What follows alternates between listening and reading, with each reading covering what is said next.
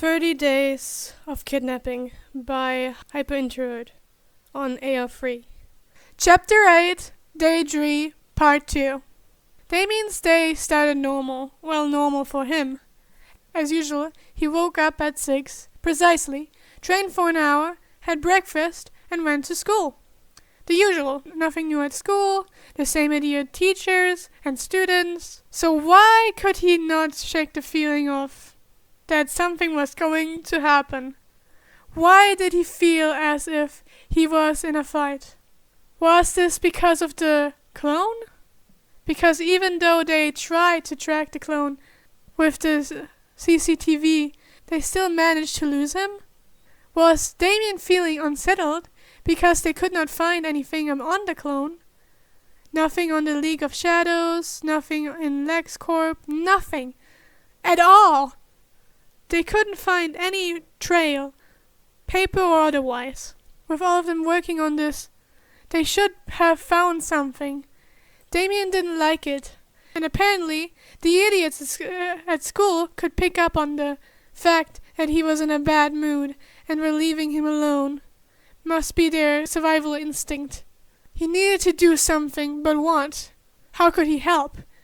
Was this clone out to kill Drake and take his place? Would they even know if that happened? What if it already did? And the clone was really Drake? Closing his eyes, Damien takes a deep breath. No, that didn't happen. This was just his imagination playing tricks on him. But why could they find nothing on this boy? No, they just weren't looking in the right place, or looking hard enough. Damien decided he needed to clear his head, and getting some fresh air might help. After spending an hour at his park and getting more annoyed, Damien headed to the manor garden, hoping to get some peace. He really needed to relax, otherwise he might kill someone doing patrol. One of his brothers or a criminal. Either way, his father would be upset. So here he was, petting Titus and avoiding his family. They were holding up in the study, still trying to find something. He huffs when he hears the plop of feet slamming onto the ground. What do you want, Kent? Kent blows a raspberry. How do you always know? Do you mean besides the fact that you are louder than a herd of elephants? With a gasp, Kent smiles. How could you be so mean? Especially when I have new blackmail on Tim. Damien sits up. What do you mean? He demands. Kent hands over his phone. Press play. Damien's eyes widen as he watches the video. Where did you get this? I recorded it myself, Kent states, with pride. Jumping up, Damien runs inside with Kent's phone. Hey! Kent chases after him. What's going on? Damien ignores him and barges into the study. We have new information! Arion looks up at Damien as he is waving a phone around. Father stands up and takes the phone from him. After they watch the video, Father asks, Do you know who this girl is? Kent pipes up, assuming the question was for him. Nope, maybe Tim's secret girlfriend? Drake rolls his eyes. That's not me, John. I apparently have a clone, so I do not have a secret girlfriend. If we can find who the girl is, we can find the clone. Tom jumps up from the couch as he speaks. Grayson sighs and sags in with relief. Thank God we found something. I still don't think this kid is a clone, let alone a clone that wants to hurt Tim, Thomas mutters, as his head was in his hands. John, where did you find this? Father inquires, as he hands the phone back to Kent. Oh, the park. I recorded it myself. The room falls into silence as everyone lets the information set in. Father is the first to recover and speaks up. You saw him? Oh yeah, that's why I started recording. I thought it was Tim. By the way, the kid has an amazing voice, though it didn't sound like it did in the... Though it didn't sound like it did in the... Or didn't sound like it did in person. It actually sounded distorted. Crap! Was I covering the speaker? Kent immediately starts looking over his phone. John! How was his father able to make a name into a command? Damien really needed to find out. Yeah. You need to focus. What happened? John stops playing with his phone. Okay. So I was showing some new GA students around the town, and they asked about Ivy's gardens. So I took them there, to show them it's not dangerous. When the kids start singing, and oh my god, it was amazing. I really wish it didn't sound distorted so y'all could hear it. Well, anyway, I guess everyone was so amazed that I was barely able to pull out my phone to record. Then, when he was done and everyone started applauding to him, he got really embarrassed and ran away with the girl. Now that I think about it, I think he has something wrong with him. Father's raised an eyebrow. That was a lot of information that Kent gave in a span of 5 minutes. Why did you think something is wrong with him? Well, his heart rate didn't speed up like a person does when they get nervous. Actually, his heart rate was pretty slow. Maybe he has a medical condition? Who cares? With the redhead, I can find something. Drake crackles. Yeah, it's been a rough 24 hours for all of them. Damn replacement, you're turning into a villain with a crackle like that, Todd states, with worry oozing off of him. How long does it take to find someone? Drake stops and looks at Grayson, with raised eyebrow. Really? Really? First, my clone is impossible to find anything on, even with Bad Barb's help, and now the one lead we get is a bust, and you are complaining about time? Do it yourself, 'cause I can't find shit, Drake whispers with tears in his voice. How is this possible? Way to go, dickhead. You made replacement cry. Todd walks over to Drake and starts to rub his back in smoothing circles. Sorry, Tim, I didn't mean anything by it. It's the stress. Grayson looks sheepish. Damien rolled his eyes and scoffs. This was getting ridiculous. He could understand not being able to find anything on the clone, but the girl?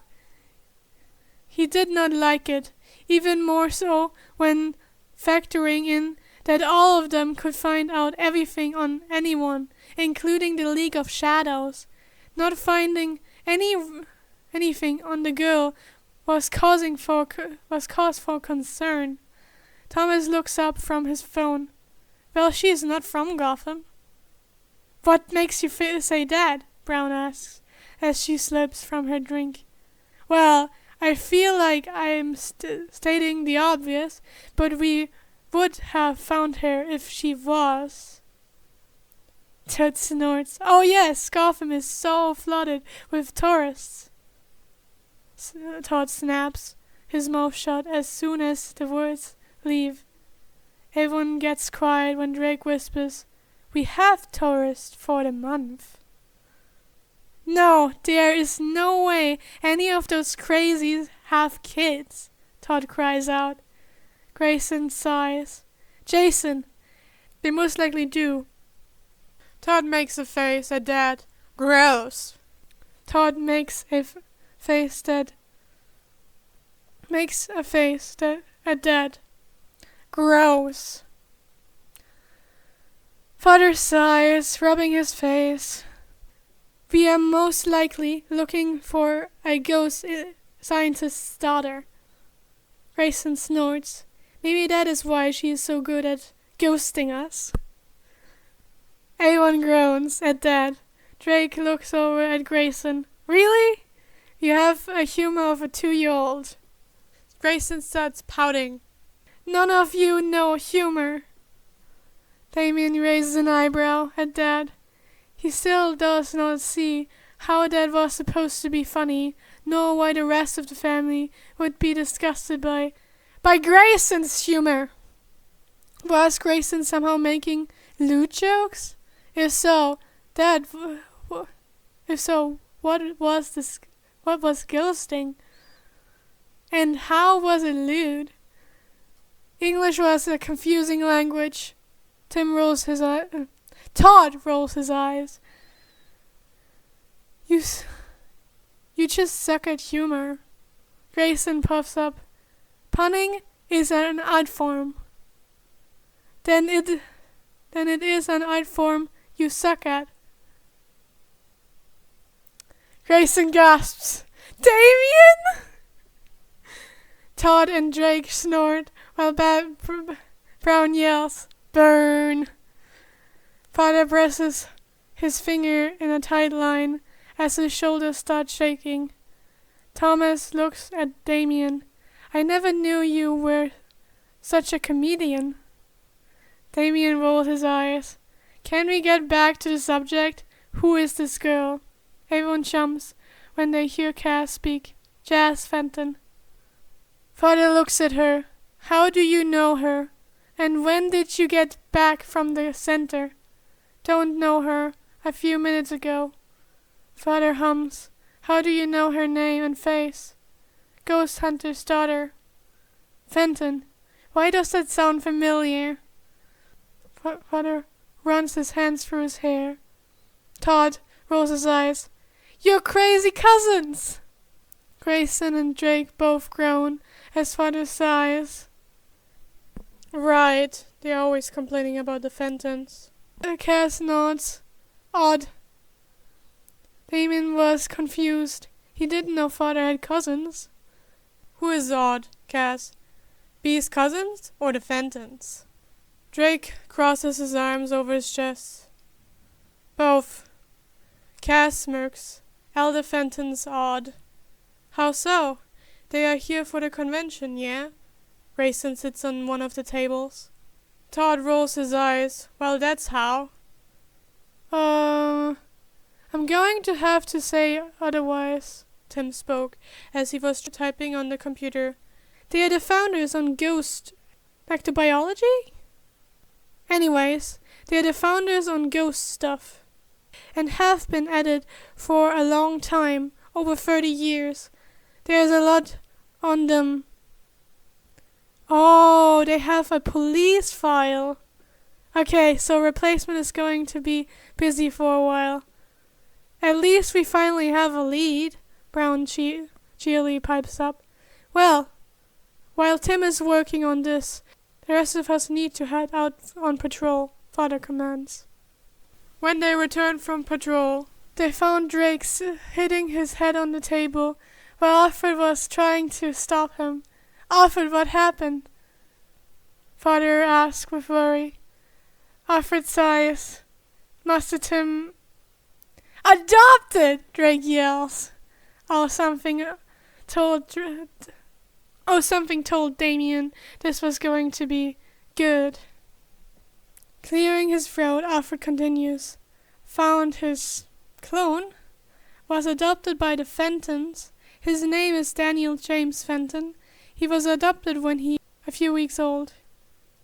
Drake screams and cries and slams his head on the table. Everyone looks at each other in confusion. Okay, so Duke was right? Todd decides to voice his confusion. Unfortunately, Master Duke is not correct. However, the boy is not Master Tim's clone. Twin! Drake screams, I have a twin! Master Tim just discovered this a few minutes ago. Father sits at the computer and looks at what Tim Drake found.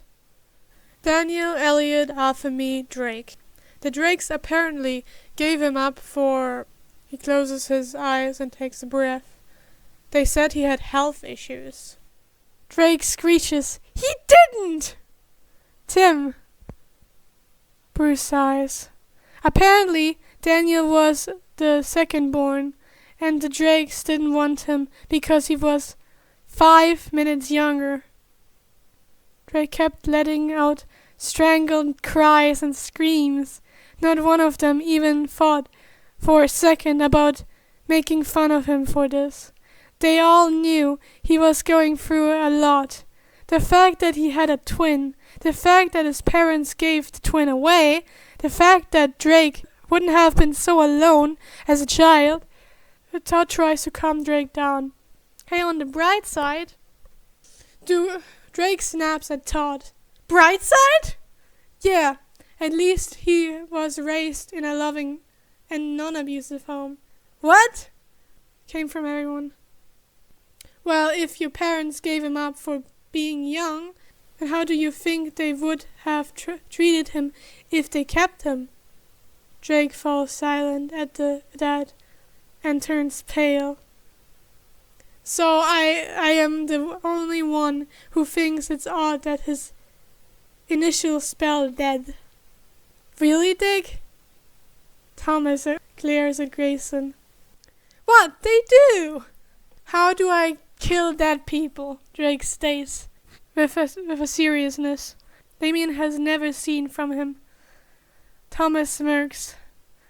I don't know, but I hear there is a ghost convention in town. Maybe you can find out there. Honestly, replacement, I would just defile their graves. Todd crosses his arms and smirks. Father sighs. No grave defiling. You cannot tell me what to do. They took my twin away and I never knew. If I want to hang their corpses from a tree, then I will. Damien was a bit impressed with Drake's anger. He has never seen Drake this angry before, let alone yell at Father. So, do you think he knows? Brown asks as he takes a slurp of soda.